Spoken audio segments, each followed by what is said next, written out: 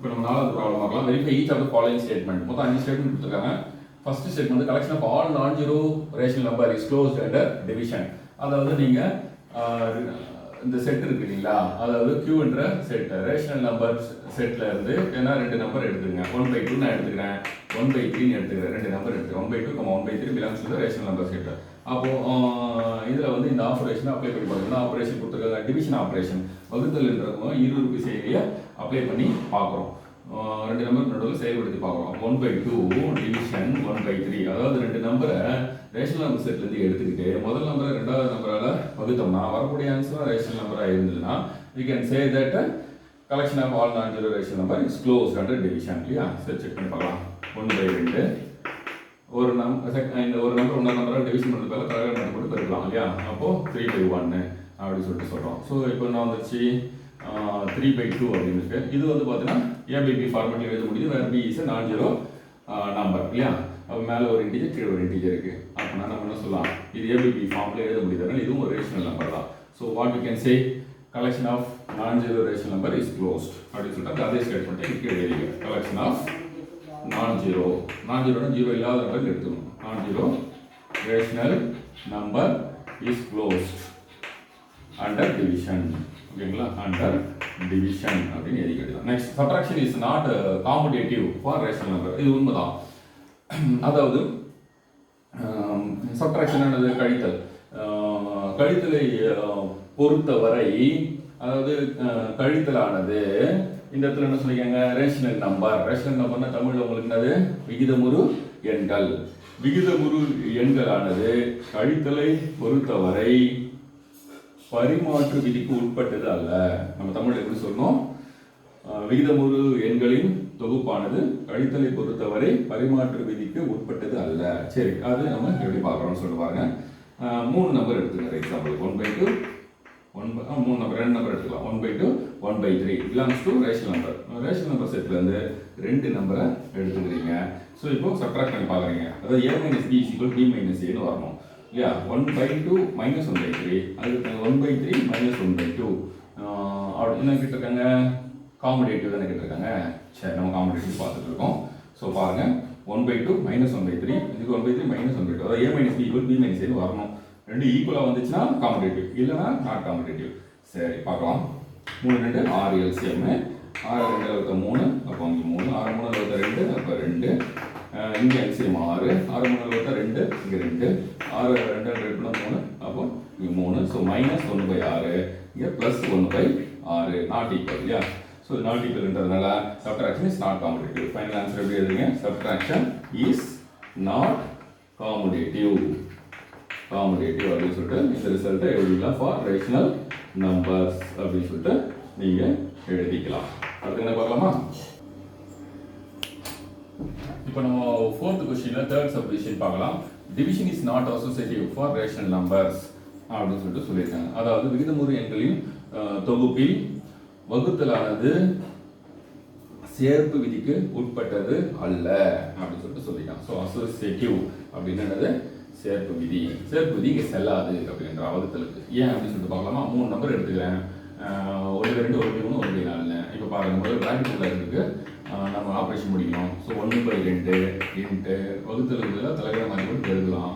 So 3/1 வகுத்தல் 1/4 இங்கே 1/2 division 1/3 இது என்ன பண்ணலாம் 4/1 எழுதலாம். ஸோ இது ஆகிடும் 3/2 ஆகிடும். இன்ட்டு இந்த டிவிஷன் பதில் என்ன பண்ணலாம், தலைகீழ மாற்றி போட்டு மல்டிப்ளை பண்ணலாம் 1/2. ஸோ இங்கே என்ன வந்துருக்கு பாருங்க 4/3. அடுத்த ஸ்டெப் என்ன ஆகிடும், 1/2 தலைகீழ மாற்றி போட்டு எழுதலாம். ஸோ இப்போ என்ன வந்திருக்கும் 3/8 அப்படின்னு இந்த இடத்துல வந்திருக்கும். கரெக்டுங்களா? இப்போ இந்த இடத்துல என்ன வருதுன்னு சொல்லிட்டு பாருங்க 3 இன்ட்டு இது கேன்சல் கூட பண்ணிங்க. ஸோ 6ன்னு வந்திருக்கும். ஸோ ஃபைனல் ஆன்சர் வந்து 6 இங்கே வந்துருக்கு. அந்த சைடில் என்ன வந்திருக்கு 3/8 அப்படின்னு சொல்லிட்டு வந்திருக்கு. ஸோ இது ரெண்டும் நாட் ஈக்குவல் இல்லையா, நாட் ஈக்குவல். ஸோ அப்போ நம்ம என்னன்னு சொல்லலாம், division is not associative for rational number அப்படின்னு சொல்லலாம். ஏன்னா a divided by b bracket divided by c is not equal to a divided by bracket b divided by c அப்படின்னு சொல்லிட்டு வந்திருக்கு. ஸோ ஒரு வாட்டி செக் பண்ணிக்கலாம், அப்படியே இருங்க. ஸோ உங்களுக்கு ஆன்சர் வந்து எப்படி வந்துருக்கணும், உங்களுக்கு இங்கே 6 வந்துருக்கணும். அதுக்கடுத்து இந்த இடத்துல வந்து 3/8 வந்துருக்கணும்.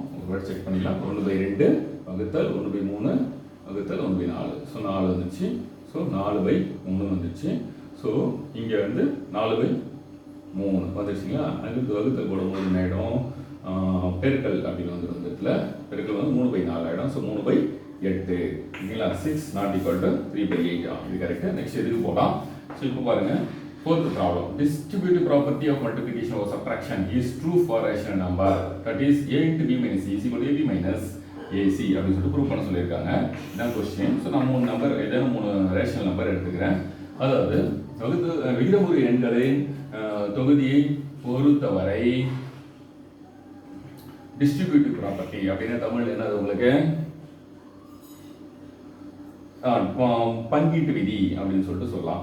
பங்கீட்டு விதியானது கழித்தலை பெருக்கலை பொறுத்தவரை distributive property of multiplication over subtraction.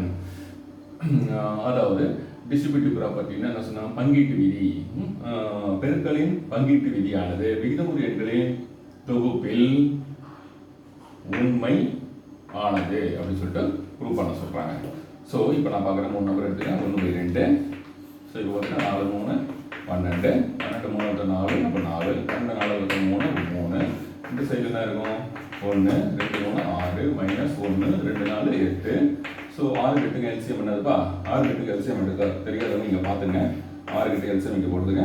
இங்கே 2 3 2 6 4 2 8 அவ்வளோதான். 3 அப்படியே எல்சிஎம் 3 மல்டிப்ளை பண்ணுவீங்க. 2 × 3 6 6 × 4 2 × 3 × 4 2 3 6 அதனால 24. அதனால இங்கே எல்சிஎம் 24. 24 6 வகுத்தா 24 6 வகுத்தா 4 அப்போ 4 24 8 வகுத்தா 3 அப்போ 3. ஸோ 1/24 அப்படி வந்திருக்கா. ஓகேங்களா. ஓகே 1/24 அப்படின்னு சொல்லிட்டு அந்த இங்கே எத்தனை வந்திருக்குன்னு பாருங்க. 1/2 இன்ட்டு 4 போயிடுச்சுன்னா 1/12. ஸோ 1/24. ஸோ இங்கேயும் 1/24 இங்கேயும் 1/24. ஸோ அப்போ distributive property of multiplication or subtraction is true for rational number அப்படின்றது ப்ரூஃப் ஆகிடுது. ஓகேங்களா. இதை தனியாக வச்சுங்க. ஸோ இது ஆன்சர். சரி, இப்போ நம்ம 5th ப்ராப்ளம் போகலாம். அதாவது 4th 5th subdivision. The mean of two rational number is rational and lies between them அப்படின்னு சொல்லியிருக்காங்க. நான் இங்கே சும்மா உங்களுக்கு எக்ஸாம் காமிக்க ஒரு நம்பர் லைன் எடுத்துக்கிறேன். 0 1/4 1/2 3/4 1 அப்படின்னு சொல்லிட்டு இதெல்லாம் ப்ளஸில் இருக்கு. இந்த சைடில் இருக்கக்கூடிய ஆக்சிஸ். ஸோ இந்த சைடில் பாருங்கள் 0 -1/2 -1/4 இங்கே வந்து -3/4 இருக்கும். அதுக்கப்புறம் -1 வரும். சரி, இதில் நம்பர் லைன் இதில் வந்து பார்த்தீங்கன்னா நான் வந்து என்ன பண்ணுறேன், 1/4 ஒரு நம்பர் எடுத்து 3/4 ஒரு நம்பர் எடுத்து அதுக்கு மீன் கண்டுபிடிக்கிறேன். அது 1/2 வரப்போகுது.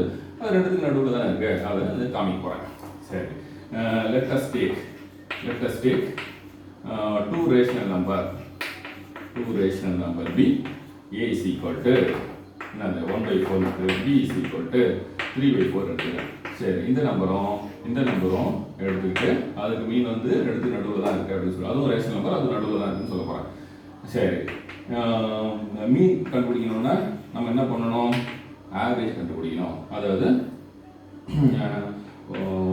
ஆவரேஜ் ஆஃப் ஓகேங்களா, ஆவரேஜ் ஆஃப் 1/4 and 3/4 ஓகேங்களா.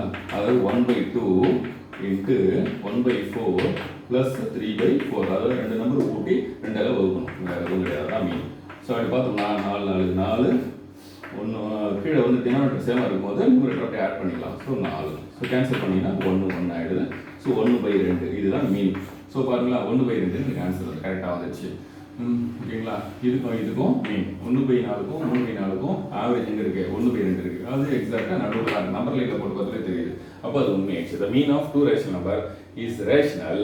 ஸோ 1/2ன்றதும் ரேஷனல் நம்பர் தானே, அதான் சொல்லியிருக்காங்க. அண்ட் லைஸ் பிட்வீன் தம், அதாவது தமிழ் இதுக்கு நடுவில் இருக்குது. அது தமிழில் சொல்லணும்னா 2 விகிதமுறு எண்களின் சராசரி ஆனது, கூட்டு சராசரி ஆனது மறுபடியும் ஒரு விகிதமுறு எண்ணாக தான் இருக்கும். அதுவும் கொடுக்கப்பட்ட 2 நம்பர்களுக்கு இடையே தான் இருக்கும் அப்படி ப்ரூவ் பண்ண சொன்னாங்க. கரெக்டாக ப்ரூவ் பண்ணிட்டோம். சரிங்களா.